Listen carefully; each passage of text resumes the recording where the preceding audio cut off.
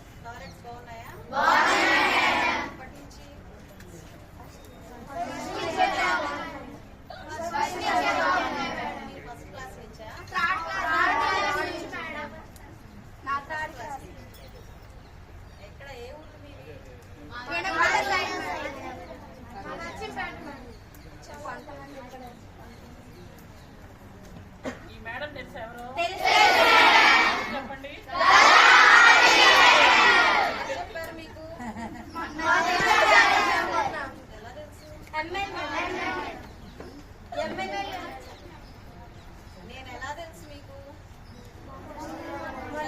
ఒక number note చేసుకోండి అందరూ.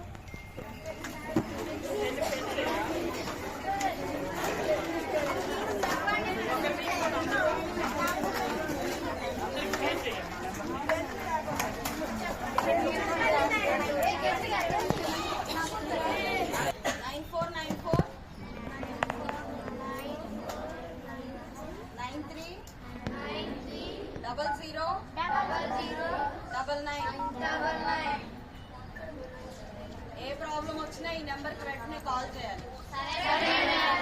ఓకే, ఏ ఇబ్బందిగా అనిపించినా కాల్ చేయాలి. ఓకేనా? కాల్ చేయడానికి మీకు ఎలా ఉందా? మరి ఎలా చేస్తారు?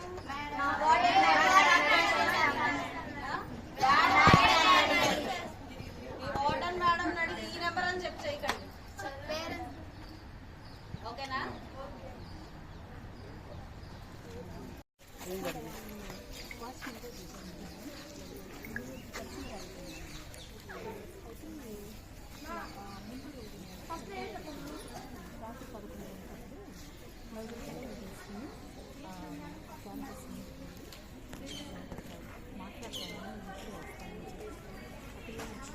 ఆమె వచ్చి మళ్ళీ ఇక్కడ 9th క్లాస్ 14 years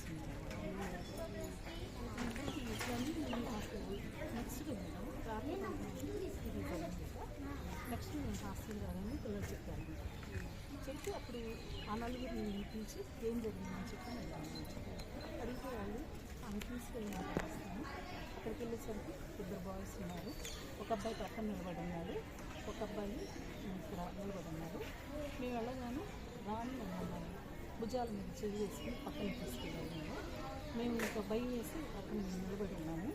ఇంకా అమ్మాయిని ఇట్లా టచ్ చేస్తా ఇట్లా దగ్గర తీసుకుపోయి ఇట్లా చేసేసరికి ఆ అమ్మాయి కూడా భయపడిపోయి కారుకి ఇచ్చేసింది. మేడం మేము కూడా వచ్చేసాం మేడం అని చెప్పానని వాళ్ళు చెప్పారు. మేడం ఆమె కూడా వెళ్ళబోయేటప్పుడు పిల్లల లివింగ్ రూమ్ కింద మేడం ఆ బయట బోల్స్ పెట్టేసేసి తీసుకెళ్ళి వాళ్ళకి మాట్లాడినాను. వదిలిపెట్టి మళ్ళీ వచ్చి ఇక్కడికి వచ్చినాను.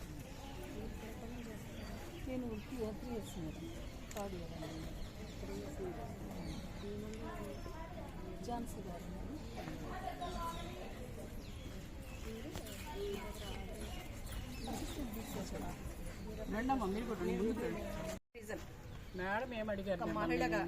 ఏమడిగారు గంజాయి బ్యాచ్ ఎలా లోపలికి వస్తున్నారని అడిగారు. మీరేం చెప్పాలి? అటు కాదమ్మా ఇటు నుంచి వస్తున్నారు అంటే మీరు దానికి అగ్రీడేగా. కాదు ఒక్క మాట నేను కూడా కొంచెం నా మాట కూడా వినండి మేడం. అటు రోడ్ సైడ్ పక్కనే హాస్టల్స్ ఉన్నాయి మేడం. ఎస్సీ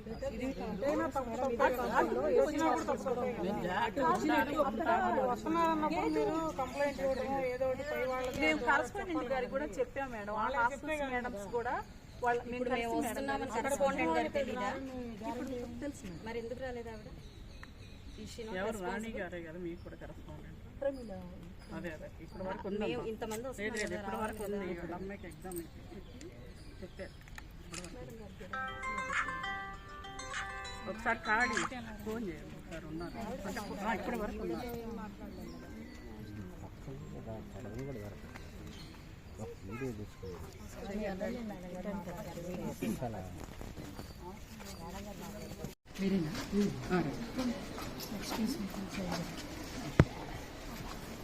మేడం తను శేష్ కుమార్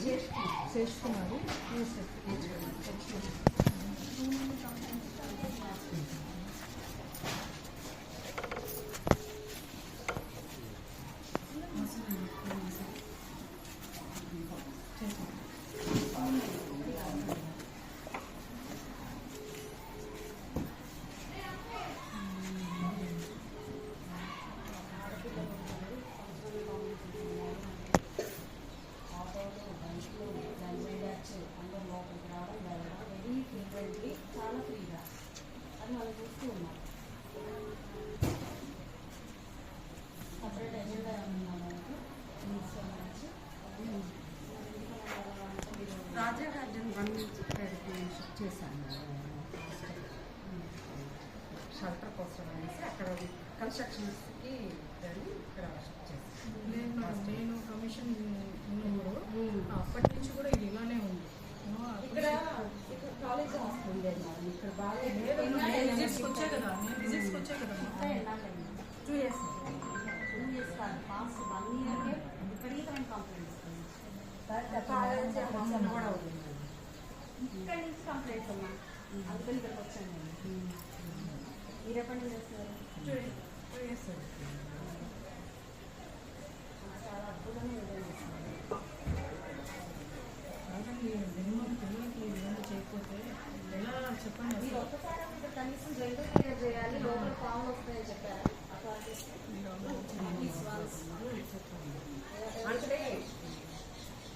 అంటే అక్కడ ఇదంతా క్లియర్ చేస్తాం. వీక్లీ వన్స్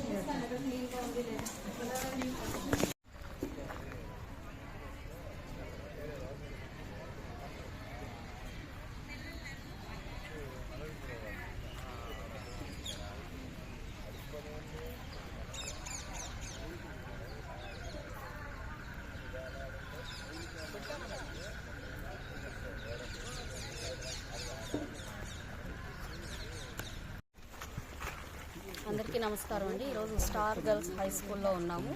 ఇక్కడ ఒక బీసీ వెల్ఫేర్ వసతి గృహం ఉంది, అలాగే ఎస్సీ వెల్ఫేర్ వసతి గృహం ఉంది. నిన్న ఒక అన్యూజువల్ ఇన్సిడెంట్ జరిగింది. 4 ఆడపిల్లల మీద అబ్యూజ్ కేసుని నమోదయ్యింది ఇక్కడ నగరంపాలెం స్టేషన్లో. ఇలాంటి కార్యకలాపాలు ఇక్కడ కొత్త కాదు అని చెప్తూ ఉన్నారు. ఎప్పుడు కూడా నిరంతరం ఇలాంటివి జరుగుతూ ఉన్నాయి. గంజాయి బ్యాచ్ లోపలికి రావడము, పిల్లలతో అసభ్యంగా ప్రవర్తించడం అనేది జరుగుతూ ఉంది. పిల్లలు ఎప్పుడు కూడా బిక్కుబిక్కుమంటూ భయాందోళనతోనే బ్రతుకుతూ ఉన్నారు. గడిచిన 2-3 సంవత్సరాల నుంచి కూడా ఇక్కడ ఇదే పరిస్థితి కొనసాగుతూ ఉంది.